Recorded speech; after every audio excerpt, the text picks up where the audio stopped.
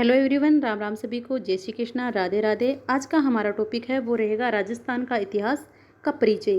राजस्थान का इतिहास का परिचय है तो राजस्थान के इतिहास की कौन कौन सी जो घटनाएं हैं जो हमारे लिए इम्पोर्टेंट हैं और जो आपके एग्ज़ाम के लिए इम्पोर्टेंट हैं, आने वाली हर एक एग्ज़ाम के लिए इम्पोर्टेंट है, कहाँ से आपके क्वेश्चन है वो बनते हैं, ऑथेंटिक आपको सोर्स हैं वो कहाँ से मिलते हैं, वहीं से हम आपको ये करवाएंगे। तो पूरी थ्योरेटिकल आपको पढ़ाएंगे, क्योंकि अभी जो आरपीएससी और आरएसएसएम बोर्ड है उन्होंने जो एग्ज़ाम का पैटर्न है वो थोड़ा चेंज कर दिया है।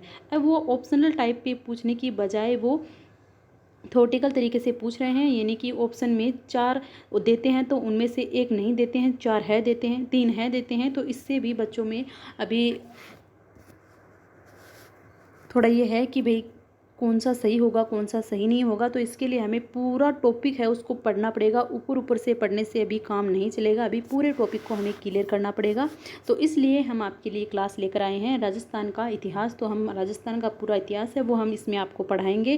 क्लास साइंस करती है वो हम आपको कराएंगे, क्लास साइंस करती है वो हम आपको कराएंगे। पूरा जो इतिहास है वो हम पढ़ाएंगे, वो भी आपको ऑथेंटिक किताबों से पढ़ाएंगे, ताकि आपको कहीं भी गलती होने की आशंका आपकी नहीं रहे और आपके क्वेश्चन है वो सही हों। ये आपकी हर एग्ज़ाम के लिए इंपॉर्टेंट होंगे। जो एग्ज़ाम आपकी 4th ग्रेड से लेकर आप आरएस की एग्ज़ाम तक की अब तैयारी कर रहे हो, तो इन्हीं किताबों से आपके जो क्वेश्चन है वो पूछे जाते हैं। जिन बच्चों ने पहले तैयारी की है और वे एग्ज़ाम्स दी हैं वो पढ़ेंगे तो उनको पता चल जाएगा। और जो नए बच्चे हैं वो भी मन लगा के इसमें पढ़ाई करना, अंत तक आपको क्लास को पूरी को देखना है। और जो नए बच्चे हैं वो चैनल को सब्सक्राइब जरूर कर लीजिएगा, बेल आइकन को ऑन कर लीजिएगा और क्लास को लाइक कीजिएगा और अपने दोस्तों को भी इसको शेयर कीजिएगा। इसमें आपको ऑथेंटिटी है वो आपको इसमें मिलेगी।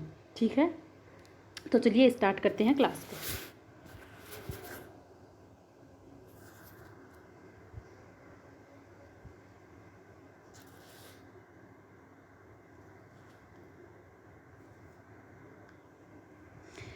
1949 से पूर्व राजस्थान नाम से किसी भौगोलिक इकाई का अस्तित्व नहीं था। 1949 से पहले राजस्थान का नाम नहीं था, पहले राजपूताना कहा गया, ऐसे इसका पहले कोई नाम नहीं था। 1949 में इसका जो नाम है वो राजस्थान वो है वो इस अस्तित्व में आया। ऐसा माना जाता है कि 1800 में जॉर्ज थॉमस हैं, उनके भूभाग में राजपूताना शब्द का प्रयोग किया। तो ये लाइन बहुत इंपॉर्टेंट है, आप इसको साथ में कॉपी अपनी नोटबुक है वो साथ में लेके बैठ जाएं कि जो चीज़ें मैं नोट करवाऊँ वो आप नोट भी कर लेना, और बाकी आप क्लास को 1-2 बार 2 गुना या 1.5 गुना पे करके देखोगे तो आपको आराम से समझ में आ जाएगा। 1-2 बार देखने से आपके आराम से समझ में आ जाएगा। ठीक है, बाकी जो चीज़ें नोट करवा रहे हैं वो आप साथ साथ में नोट करते रहिएगा। तो सबसे पहले जो राजपूताना नाम है वो शब्द है वो किसने लिया, तो वो 1800 में जॉर्ज थॉमस ने ले लिया था।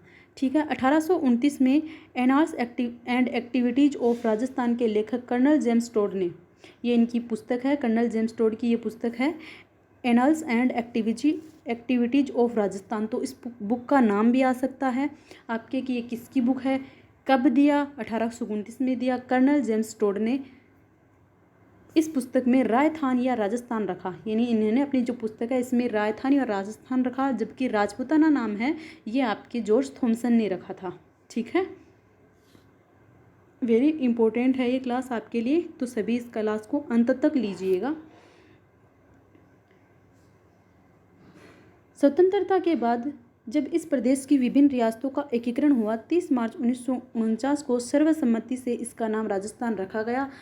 जो एकीकरण की क्लास है उसमें हमने आपको पूरा समझाया है एकीकरण, तो उसमें आपको समझ में आएगा। जिन्होंने क्लास ली है उनके 30 मार्च 1949 सॉरी आते ही पूरा एकीकरण समझ में आ गया होगा, पूरा एकीकरण दिमाग में आ गया होगा कि इसमें क्या हुआ था। इसमें जयपुर को राजधानी बनाया था, जयपुर को राजधानी बनाया था आपके। ठीक है, प्राचीन साहित्य और अभिलेखों में वर्तमान राजस्थान के विभिन्न नाम मिलते हैं। कुछ क्षेत्रों में भौगोलिक विशेषताओं के आधार पर क्षेत्र पर बसी जातियों के नाम पर भी मिलते हैं। राजस्थान के क्षेत्र नामों से जिनका उल्लेख ऋग्वेद में भी आया है, यानी राजस्थान का उल्लेख है वो ऋग्वेद में भी आया, वो आप क्या है, मरु, धनव, जांगल, मत्स्य, सुरसेन आदि के नाम से ऋग्वेद में इनका जो नाम है उसका उल्लेख मिला है। ठीक है, मरु को धनव दोनों का अर्थ एक ही है, मतलब मरु और धनव का अर्थ है एक ही है। ये जो पश्चिमी राजस्थान है इसको मरु बोलते हैं, और जहाँ अधिकतर टिबे और धरातल होता है एकदम से मरु होता है उसको धनव बोलते हैं, मिट्टी वाले प्रदेश को। इनका प्रयोग जोधपुर संभाग के मरुस्थल के लिए हुआ है। जोधपुर पहले मरु फिर मरुवार कहलाया और कालांतर में इसे मारवाड़ कहने लगे। पहले जोधपुर को ही मरु कहा जाता था, फिर उसको मरुवार कहा गया और फिर मरुवार होते होते ये मारवाड़ है वो इसको कहा जाने लगा। जांगल शब्द का प्रयोग उस क्षेत्र के लिए किया गया है जहाँ समी, केर या पीलू आदि होते थे। यानी ये पेड़ हैं, समी जैसे आपके खेजड़ी वृक्ष को बोलते हैं, आपके समी का पेड़, ठीक है, खेजड़ी वृक्ष को बोलते हैं समी, केर और पीलू आदि होते हैं। तो उस क्षेत्र को आपके जांगल प्रदेश कहा जाता है। बीकानेर और नागौर के आसपास का जो क्षेत्र है उसको जांगल कहा गया। ये प्राचीन नाम है इन क्षेत्रों के। मत्स्य, जिसका उल्लेख महाभारत में है, एक राज्य के रूप में हुआ है। मत्स्य है, इसका जो उल्लेख है वो महाभारत में है और इसकी राजधानी उस वक्त विराटनगर थी। तो ये क्वेश्चन भी एग्जाम में बहुत बार पूछा है कि मत्स्य ये एक जनपद हुआ करती थी। उस टाइम में राज्य को जनपद भी कहा जाता था। तो ये जनपद थी एक, तो इसकी जो राजधानी थी वो विराटनगर थी।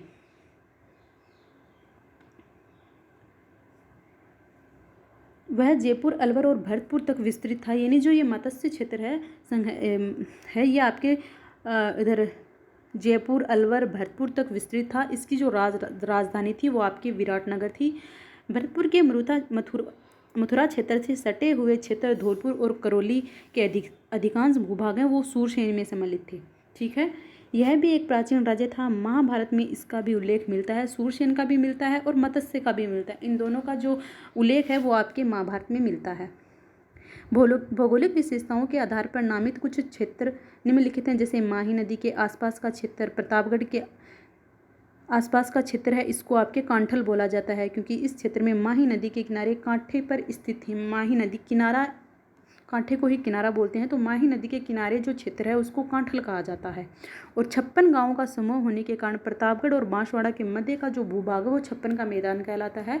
यानी प्रतापगढ़ और ये जो आपके प्रतापगढ़ इधर है और बांसवाड़ा इधर है, तो प्रतापगढ़ और बांसवाड़ा के बीच में 56 गाँवों का समूह होने के कारण इसको 56 का मैदान है वो भी कहते हैं। और प्रतापगढ़ को आपके कांठल प्रदेश के नाम से जाना जाता है। तो ये इम्पोर्टेंट है एग्ज़ाम के लिए। हर एग्ज़ाम में बहुत रिपीटेड क्वेश्चन बनते हैं, इनसे रिपीटेड क्वेश्चन बनते हैं और इनसे बाहर क्वेश्चन है वो नहीं जाएंगे।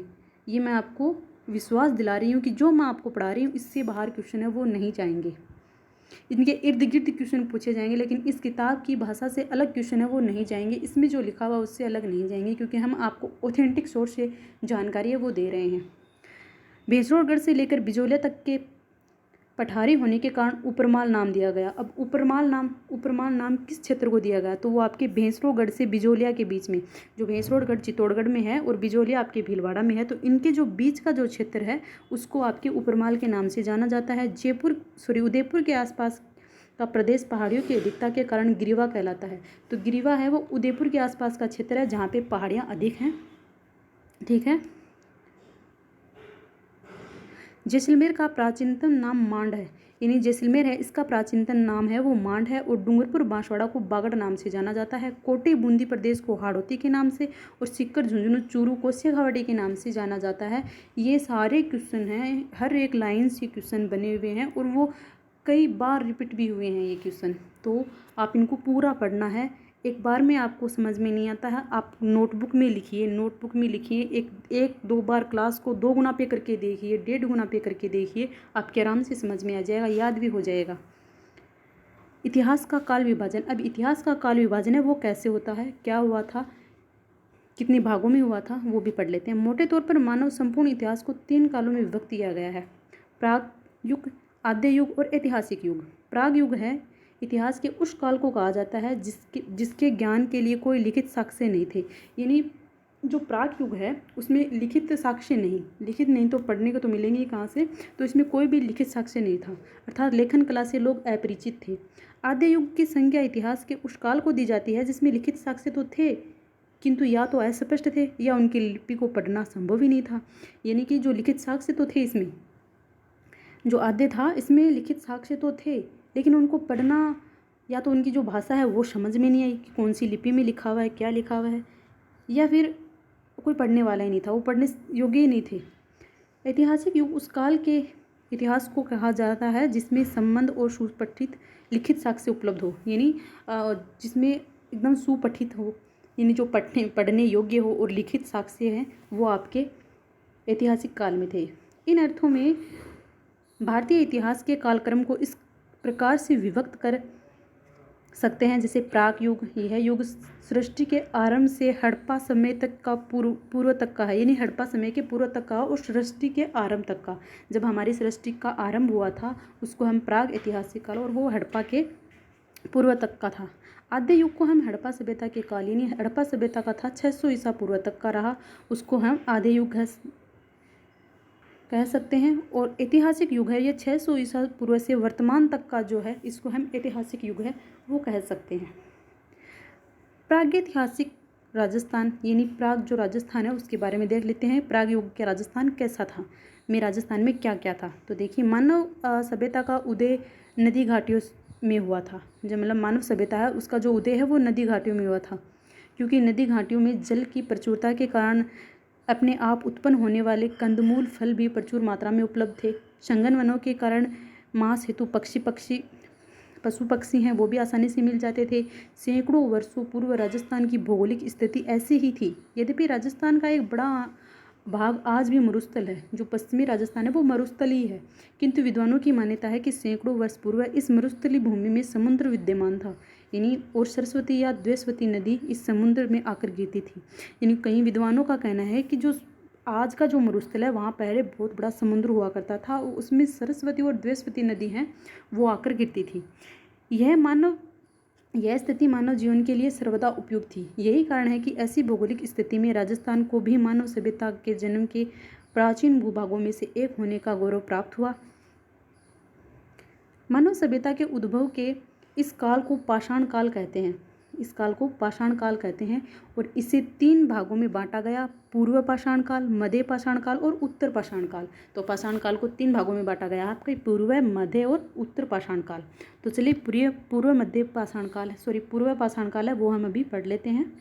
क्या था, सभी से एक एक लाइन से क्वेश्चन बना हुआ है, रिपीटेड क्वेश्चन बनते हैं, यहीं से बनते हैं क्वेश्चन, वो ज़्यादा क्वेश्चन तो लाएगी नहीं। RSSM बोर्ड मान लो, चाहे आप आपके RPSC मान लो, इन्हीं किताबों से क्वेश्चन बनते हैं आपके। राजस्थान में मानव का उदय कब हुआ यह निश्चित रूप से ज्ञात नहीं, लेकिन यहाँ के विभिन्न क्षेत्रों में हुए उत्खननों से विभिन्न प्रकार के पाषाण, विशेष रूप से क्वार्टरजाइट पत्थर के अनेक उपकरणों से ज्ञात होता है कि आज से लगभग 2 या 1.5 लाख पूर्व राजस्थान के एक मानव संस्कृति विद्यमान थी। यानी आज से 2 या 1.5 लाख पूर्व राजस्थान में एक मानव संस्कृति विद्यमान थी। 1877 में CA हैकेट ने सर्वप्रथम जयपुर और इंद्रगढ़ से पत्थर से बनी पूर्व पाषाण कालीन हस्त कुठार खोज निकाली। अब देखिए, ये क्वेश्चन आया हुआ है, ये आपके RS के एग्ज़ाम का क्वेश्चन है। ये कुठार वाला, हस्त कुठार वाला, यानी हैंड एक्स खोज निकाली थी। इस समय पश्चात स्टेनकार ने झालावाड़ से इसी युग के अनेक उपकरण खोज निकाले। इसके बाद हुए योजनाबद्ध उत्खनन में भारतीय पुरातत्व और संग्रहालय विभाग, नई दिल्ली, डेक्कन कॉलेज, पूना, वीरेंद्रनाथ मिश्र, राजस्थान के पुरातत्व एवं संग्रहालय विभाग के RC अग्रवाल, D विजय कुमार, हरिश्चंद्र मिश्रा आदि विद्वानों ने राजस्थान की पूर्व पाषाणकालीन सभ्यता और संस्कृति के विभिन्न पक्षों को सामने लाने में सराहनीय योगदान है वो अपना दिया था। इनके प्रयत्नों से राजस्थान में अजमेर, अलवर, चित्तौड़, भीलवाड़ा, जयपुर, झालावाड़, जालौर, जोधपुर, पाली, टोंक आदि क्षेत्रों की प्रमुख नदियों के विशेष के रूप में कौन कौन सी नदियाँ खोजी गई, तो चंबल, बनास, उनकी सहायक नदियाँ, किनारे पूर्व पाषाणकालीन उपकरण है वो प्राप्त हुए। जालौर से इस युग के उपकरणों की खोज का श्रेय B आलिंचन को जाता है। स्पष्ट है कि उपयुक्त संपूर्ण भूभाग पूर्व पाषाणकालीन संस्कृति का प्रसार क्षेत्र था। और मध्य पाषाण काल है उसको भी पढ़ लेते हैं। मानव सभ्यता के क्रमिक विकास की कहानी की दूसरी कड़ी के रूप में राजस्थान के प्राग ऐतिहासिक काल में मध्य पाषाण काल रहा। पश्चिमी राजस्थान में लूनी, उसकी सहायक नदियाँ, चित्तौड़ की बेडच नदी घाटी, विराटनगर के मध्य पाषाणकालीन उपकरण मिले। इस काल के उपकरण छोटे, हल्के, कुशलता से निर्मित। ये उपकरण jasper, agate, chert, carnelian, quartzite, chalcedony आदि पाषाणों से बने हैं,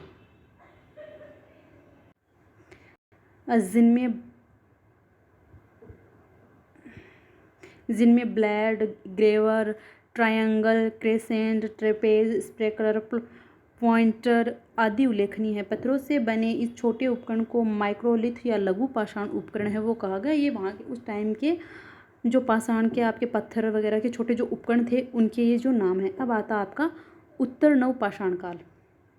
उत्तर नव पाषाण काल है। भारत के अन्य भागों में भांति राजस्थान में भी उत्तर नव पाषाण काल सभ्यता का उदय हुआ। अजमेर, नागौर, सीकर, झुंझुनू, जयपुर, उदयपुर, चित्तौड़, जोधपुर आदि स्थानों से उत्तर पाषाणकालीन सभ्यता के अनेक उपकरण हैं वो प्राप्त हुए।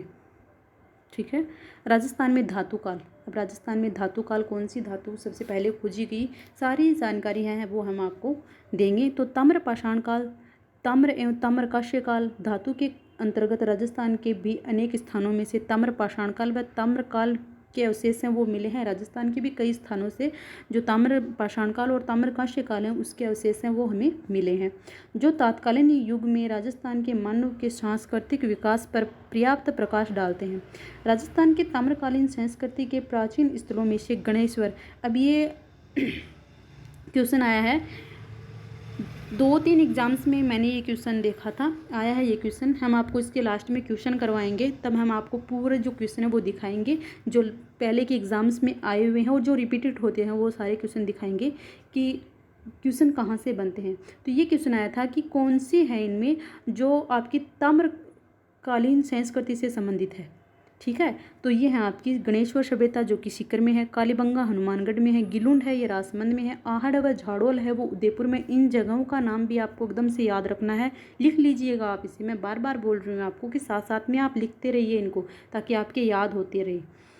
पिंड पंडालिया है ये आपके चित्तौड़ में है, कुराड़ा नागौर में है, साबणिया व पुगल बीकानेर में है, नंदला लालपुर है ये किराडोत व चिथवाड़ी जयपुर में है, और एलाना जालोर में है, बूढ़ा पुष्कर अजमेर में है, कोल माहौली आपके सवाई माधोपुर में है, और मल्ला है भरतपुर में है। उल्लेखनीय जिनके नाम यहाँ दिए हुए हैं वो एग्ज़ाम के लिए इम्पोर्टेंट हैं। ये मत सोचिए कि हमें जो इम्पोर्टेंट हैं वो करा रखी हैं, जैसे कालीबंगा जो बड़ी बड़ी हैं वो जिनके नाम आज पहली बार सुने, बहुत से बच्चों ने पहली बार ही नाम सुने, जैसे किरडाडोत, चितवाड़ी, ये जैसे कोल माहौली, मल्ला है, ये नाम पहली बार सुने हैं बच्चों ने। लेकिन इनमें याद रखना आपको क्योंकि किताब में आपको दिए हुए हैं तो क्वेश्चन है वो पूछ सकते हैं यहाँ से, क्योंकि इन्हीं किताबों से जो क्वेश्चन है वो बनाते हैं, ये ऑथेंटिक किताबें होती हैं। वो था आपके ताम्रकालीन। अब आता आपका लोह काल। ताम्र और कांस्य काल के पश्चात लोहे का ज्ञान और उसका प्रयोग मानव इतिहास में युगांतरी घटना थी। यानी पहले तांबे का जो काल था वो है, यानी पहले सबसे अगर पहले क्वेश्चन आता है कि भाई सबसे पहले किस धातु की खोज की गई थी, तो वो आपके तांबे की खोज की गई थी। लोहे की बाद में हुई थी, पहले तांबे की हुई थी। इसने कृषि उपकरणों तथा हथियारों की गुणवत्ता को बढ़ाकर सारे परिदृश्य को ही बदल दिया। राजस्थान में नौ है। अब ये कौन कौन सी लोहा संस्कृति से संबंधित हैं, तो आपके राजस्थान में नौ है जो कि भरतपुर में है, जोधपुर जयपुर में है, सुनारी झुंझुनू में है, रेड टोंक में है, आदि स्थानों पर लोहा संस्कृति के समय उनके हथियार और उपकरण हैं वो मिले थे। नौह से प्राप्त लोहे के अवशेष भारत में लोह युग के आरंभ होने की सीमा रेखा निर्धारित करने के महत्वपूर्ण स्रोत हैं। नौह है, ठीक है। जोधपुरा तथा सुनारी से लोहे के गलाने की भट्टियां मिली हैं। बहुत बार एग्जाम में पूछा है कि जो लोहे को गलाने की भट्टियां हैं वो कौन से स्थल से मिली हैं, तो ये ध्यान में रखना आपको, जोधपुरा तथा सुनारी हैं, यहाँ से लोहे गलाने की जो भट्टियां हैं वो मिली हैं झुंझुनू से। जो जोधपुरा है ये आपके जयपुर में है, सुनारी है ये झुंझुनू में है, ठीक है। और अस्त्र शस्त्र तथा उपकरण बनाने के कारखानों के अवशेष भी यहाँ मिले हैं। रेड को तो लोहा सामग्री की प्रचुरता के कारण प्राचीन राजस्थान का टाटानगर कहा जाता है। रेड आपके टोंक में है और इसको लोहे की प्रचुरता होने के कारण इसको टाटानगर है वो कहा गया है, ठीक है। लोहे काल के पश्चात भारत के अन्य भागों के भांति राजस्थान में भी स्लेटी रंग की चित्रित मर्द भांड संस्कृति का उदय हुआ। इस संस्कृति के अवशेष विराटनगर, जोधपुरा, जयपुर, सुनारी, नोहा आदि स्थानों से मिले। इस संस्कृति का उदय लगभग 600 वर्ष पूर्व हुआ। इसके पश्चात भारतीय इतिहास के साथ राजस्थान के इतिहास का भी ऐतिहासिक युग आरंभ हो गया, ठीक है। तो आगे आपकी प्राचीन सभ्यताएं आएंगी। आगे आपके राजस्थान की प्राचीन सभ्यताएं आएंगी। तो प्राचीन सभ्यता हैं वो कौन कौन सी सभ्यताएं हैं राजस्थान की, जो प्राचीन सभ्यताएं आपके एग्ज़ाम में इसमें जितनी सभ्यताओं का वर्णन किया हुआ है वो आपकी हर एग्ज़ाम के लिए महत्वपूर्ण होंगी। तो वो हम आपको कल करवाएंगे। आज के लिए इतना ही, मिलते हैं अगले वीडियो में। तब तक के लिए जय हिंद, जय भारत।